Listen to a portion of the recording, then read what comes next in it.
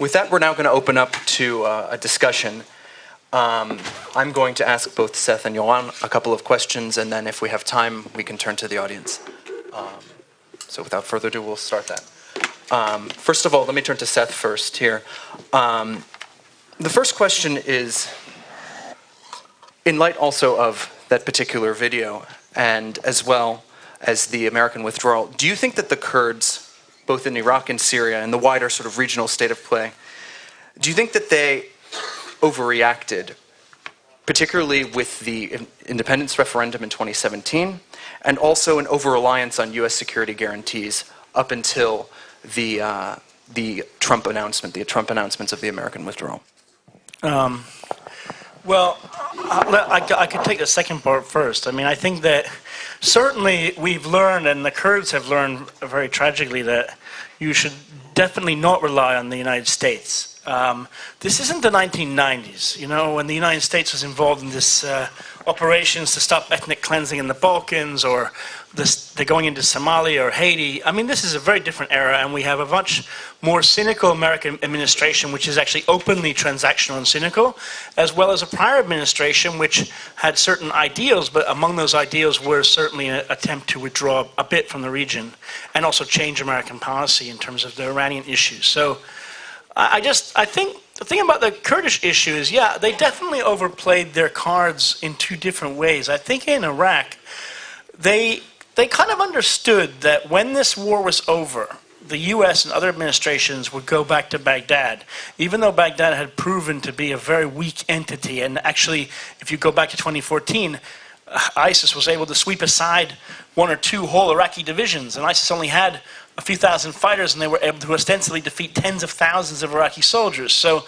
I think the Kurds correctly, you know, their correct and fair critique of Iraq was that Baghdad under Nouri al-Maliki was a sectarian Shiite regime, and that, you know, maybe independence is a right of peoples. We've certainly believed in self-determination since the early part of the 20th century. But they didn't understand that that just wasn't in the cards, and I think that they certainly did not expect that the airports would be closed, and I didn't think they expected to lose Kirkuk and Sinjar. I remember on the night after the referendum sitting with some older Kurdish guys and talking to them and saying, well, listen, what if worse comes to worse?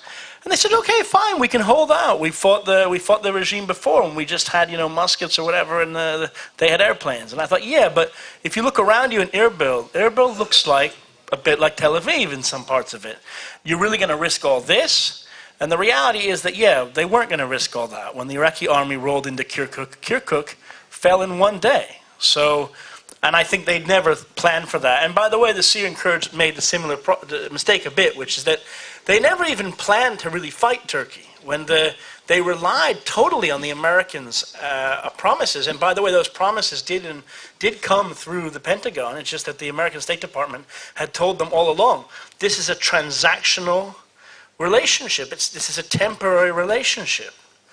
And look, if you're a group, whether you're the Kurds or you're a Palestinian group or people in East Timor, and someone tells you, well, this relationship is temporary and transactional, you better listen, because temporary and transactional sounds like a mistress. It doesn't sound like a friendship.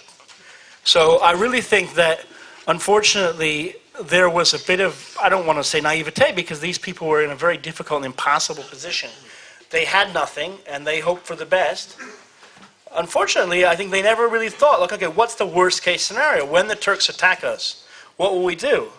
And they knew what happened in Afrin. As he just said there, 90% of the people were ethnically cleansed. So they should have understood, this is coming, and it's going to happen here. And I think they also they misread the fact that every Turkish offensive in northern Syria from 2016, from Euphrates Shield, has been designed to stop the spread of the YPG, which Turkey, of course, views as the PKK.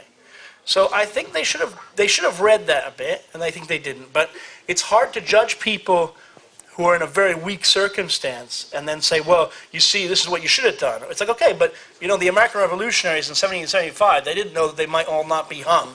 The people in this country that decided to declare independence in May of 1948 didn't know that they might not be wiped out. So, you know, it's not so easy, I think. And I guess the other, what was the other part of that? Oh, that was the two parts, right? Yeah. America and whether or not they overplayed their hand a bit. Thank you, Seth. Yoram, you spoke quite prominently in your talk about the two camps within the Salafia Jihadiyya, the Al-Qaeda camp and the ISIS camp. I was wondering if you could elaborate a bit on that, and particularly, do you see a shift in strategy within jihadi groups, or where do you see the shift in strategy of jihadi groups? Do you see groups trying to take the sort of small conspiratorial role of an Al-Qaeda, or do you see groups moving more towards a sort of state-building project a la ISIS? And if you can sort of relate that to the current state of play in Syria. Okay. First of all, when I talk about camps, I talk about camps in quotation marks and with question mark. And when we address Al-Qaeda, the Al-Qaeda camp, I think the Syrian arena is a model of the nuances and the spread among even the camp of Al-Qaeda. We need to remember that when Daesh was established by al-Baghdadi, Jabhat al-Nusra, who was supposed to be part of Daesh, of ISIS, basically rejected the demand of Baghdadi and pledged allegiance to Zawahiri. And since then, things changed. Jabhat al-Nusra shifted its name to Jabhat Fatah al-Sham and distanced itself from Al-Qaeda, the first step, and then this was in 2016, and then in 2017 they changed their name to Yad Tahrir al-Sham and even further distanced itself from Al-Qaeda, and there were quite bitter rivalries between the chief rabbis who represented Yad Tahrir al-Sham and Al-Qaeda. And not only that, but Yad Tahrir al-Sham, which was considered to be when it was Jabhat al-Nusra, and even when it was Jabhat Fatah al-Sham, was considered part, and still by some experts is considered to be part of Al-Qaeda, is, to my mind, no longer belong to the camp of Al-Qaeda. Not only that, but in 2008, there was a splinter group that left Yad Tahrir al-Sham on this basis of rivalry between between Yad Tahrir al-Sham and Al-Qaeda. And they established their Al-Qaeda loyal faction called Khuras ad-Din. So first of all, you see that the camp is not a camp. And I think when we talked before about the potential for spillover of local jihadists or jihadists that abide with the Al-Qaeda doctrine that looks, at least on principle, for resumption of international terrorism, this group, Khuras ad-Din, which is Al-Qaeda affiliate, is a very potential, serious potential group to be part of this international inclined coalition of the jihadists. And I think that the two bombardments that we have seen this year by the Americans against Khuras ad-Din and the affiliates of Al-Qaeda proves that the Americans are looking at them as a potential hazard. As much as of the change in strategy, I think what IS introduced to the global jihadist, the Salafi jihadist world was an implementation of the dream, of the vision, to have an empire and caliphate now. This was the basic of the, part of the basic of the dispute between Al-Qaeda camp and Al-Qaeda itself and Zawahiri and the Abu Bakr al-Baghdadi. The materialization, prompted a materialization of the vision. And I think one of the results of the defeat, military defeat of the Islamic State and actually the defunction of this entity is that I think that the vision to implement the vision in a form of a caliphate was rejected to many years if it was rational at all. But they are not strong on rationality. It's their rationale.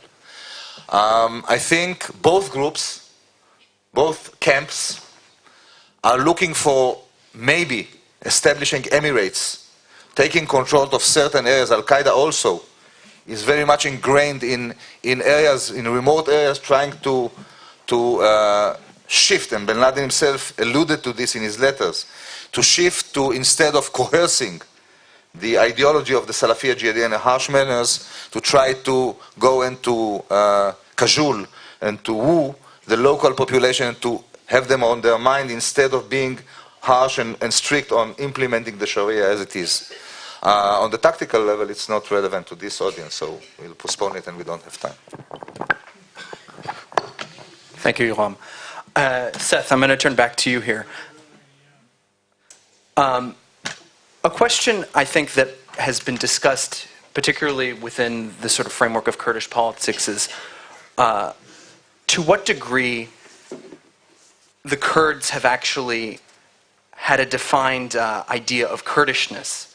So do you think that the political setbacks, particularly in Syria and Iraq, there has been a sort of sense of Kurdishness that has developed in their sort of limited autonomy that they've had, particularly in the Syrian case, and specifically also in the fight against ISIS? There's been sort of numerous literature written about the impact of war and state formation and the development of national identity. Do you see any of that in your travels, particularly in sort of the northeastern quadrant of Syria, but also if you want to deal with it in Iraq as well? Well, the truth is I probably just should speak more about Iraq and then contrast it with Syria because I know more about Iraq. I mean, it was just a day ago that in northern Iraq they had what they call Kurdish Flag Day, Kurdistan Flag Day, in which they have the Kurdish flag and it's flown from buildings and people post it on Facebook and social media. And I think that's an interesting example of a way in which people, come together. I mean, it's they don't see the Iraqi flag, many of them, as their flag. I think that when you get off at the airport in Erbil, I've never seen an Iraqi flag there, to be honest. It doesn't seem like Iraq. Many Kurds will say to you that the passport that they carry, the Iraqi passport, is a burden, that they wish they could throw it in the trash and get a new one. So, I mean, I think that's a testament to a really strong identity. Also, I think you see some other elements of that, which is many Kurds I've known in northern Iraq don't want to speak Arabic. Their parents' generation was obviously forced to speak Arabic under Saddam Hussein. They don't want to. When you drive in northern Iraq, you see the way in which the Saddam regime purposely did not develop the region. So it takes hours sometimes to go to places that should have highways to them. You see what Mosul used to look like when Saddam built huge, beautiful highways there in a modern city. In the Kurdish region, you can see the old Saddam forts. So I think that there is a real flowering of Kurdishness in northern Iraq. Now, in Syria, I think there's a big contrast because I think, and I'm not familiar deeply with this, so I don't want to pretend to be, because I cannot speak on behalf of these people, but I think that when you look at the YPG, PYD, PKK type of ideology that permeates the group that rose up in eastern Syria, I think that ideology pays a lot of lip service to not being a Kurdish movement. It talks about the SDF, a multi-ethnic movement, tribes, Syrians, Sunni Arabs, what have you. So, when your foundational ideology is, like for instance, I don't know, the communism that rose up in Russia in the 1920s, is not great Russian communism as emerged under Stalin, but is this idea of, oh no, we're a bunch of different peoples. So I think I would say that there is a bit less of this Kurdish nationalism. And I think one of the critiques you see between northern Iraq and Syria, and especially, for instance, Kurds in eastern Syria, who identified more with KDP or what's called ENKS, which is the kind of one of the Kurdish opposition groups to the YPG, they would say, look, you guys don't even fly the Kurdish flag. You're not into Kurdishness. Why is it that we're always speaking Arabic? So I would say that that's a big thing, and I think that certainly, as you said, attacks by jihadist groups and ISIS and the way in which these two areas, eastern Syria and northern Iraq, kind of became islands in this, this black belt of ISIS, kind of, as you said, similar to the size of England, this kind of tide that flowed up upon them. And they became an island of Kurdish communities up there, and I think that did kind of put them through a crucible of nation building or what have you, which had always been there. But as I indicated in the talk, I think that there's a bit of divergence. And the divergence is an ideological one, like any other country. The ideology, when you compare Zionism to the Indian National Congress movement or something, is your ideology going to be a more narrow ethno-nationalist nationalism?